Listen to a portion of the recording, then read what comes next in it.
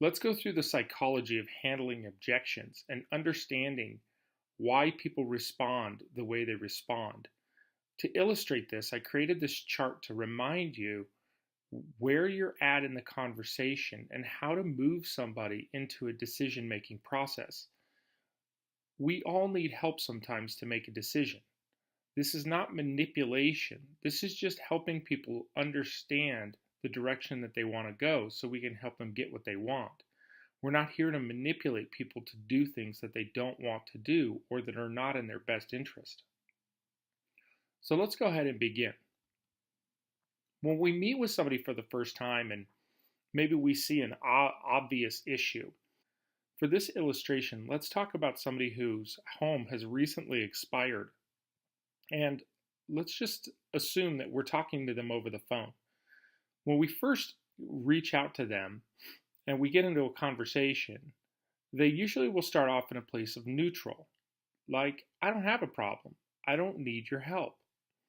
Then, as we begin to build rapport with them and they begin to like us or trust us, maybe we have something in common, or we've communicated with them long enough that they've realized that we're not a threat to them, we're not here to hurt them or wound them, that we might actually be somebody that could help them out.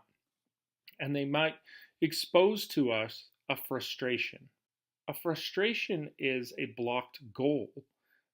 Think about it. If you're on your way to the office and you're driving across town and there's lots of traffic, you get frustrated, you get angry sometimes. And where's that frustration coming from? Well, it's simply coming from a blocked goal.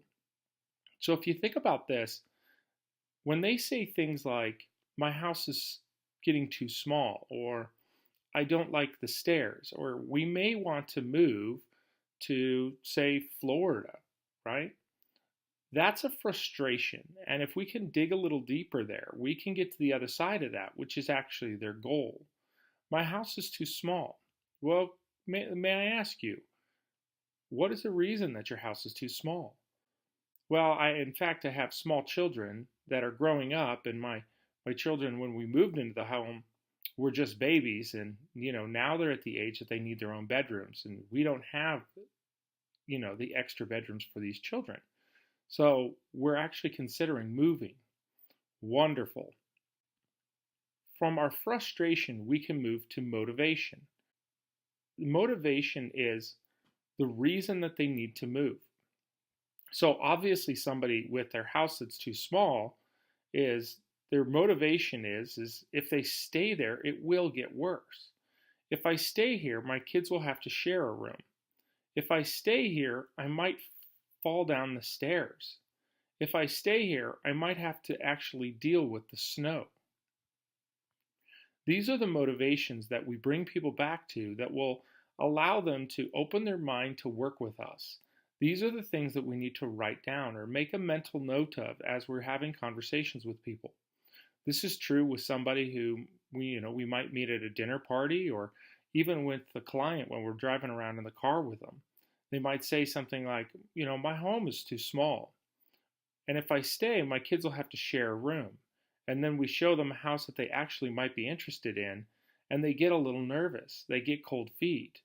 If we bring them back to motivation, Mr. Buyer, you did mention that if you had to stay in the home you're in, your kids will have to share a room. And I realize that this might not be the ideal home, yet in this home there's enough bedrooms that your kids would not have to share a room. It allows them to clear their mind of all the things that may not be as important as their initial motivation, which is that the kids will have to share a room. This will help them make a decision. Again, this is not manipulation. We're only feedbacking to them what their internal motivation is. We're helping them make a clear decision. Here's where most people make a mistake in handling objections, is they will start off with somebody who's in neutral position, and they will say to them something like, you need to buy a home, or you should sell your home with me. And then they'll move to solution. When's a time that we can meet to talk about that? By jumping from neutral to solution and forsaking rapport, frustration, and motivation, They do not get the appointment. The person doesn't simply see the validity in meeting with them, and so they're overlooked. Let's take this through with an expired listing and see what it looks like. Is your home still for sale? The reason I ask is your home has shown up on the multiple listing service as an expired listing. Our home was for sale, but we have decided to stay or maybe take it off the market. Whatever the response is, they decided they're just simply going to wait. Now, we move through rapport building as we move through frustration and motivation. We could begin with, I see you have a beautiful home. Can you tell me, why do you think your home didn't sell? Or why have you decided to stay in the home or take it off the market? They may respond with something like, well, it might not be the right time. They may respond that, it's just simply not the right time of year. We don't want to have our home on the market this season, be it the summer season or the winter season or the holiday season. They might actually give you a response that is something you can't overcome. We were going to move if we got relocated to Cleveland, but we did not get the job in Cleveland, so therefore we're not moving. Once we've built some level of rapport and we begin a conversation, we can simply ask them, if I brought you an offer today at a price acceptable to you, would you sell? Their response may be, no, I wouldn't, because in their mind, they've already made that decision to take it off the market. So sometimes restating that same question another way will allow them to reconsider their position on that statement. Let me be clear, Mr. Seller. If I brought you a full price cash offer today, you wouldn't even look at it? Now they have the opportunity to rethink their position and give you a statement with a clear mind instead of a knee-jerk reaction. See, I specialize with homes that didn't sell the first time. Even some of the most beautiful properties, like yours, don't always sell the first time. Can I ask you, if you were to sell, where were you moving to? Well, we were going to move to Florida. Why is Florida important to you? Well, we're tired of the snow, and we have family in Florida, and we want to be closer to our family. Wonderful. When did you want to be there? These are three very important questions when it comes to motivation. If you know these three questions, where, why, and when, it'll allow you to help them get what they desire. Now, once we get through these questions, we can now move to offering a solution, which is, if I can make that happen for you, would you meet me for 15 minutes? A soft close. If there's a little less trust, you can open with a softer question like, generally speaking, is weekends or evenings better for you? Or, why don't I go ahead and pencil you in for Saturday at 2 o'clock, and then you can talk to your wife and determine if that time works for you. And if it doesn't, you can just simply reach out to me and we'll reschedule another time. Or a close-ended question, yet with two options. Does tonight at 4 o'clock or tomorrow at 2 o'clock work better?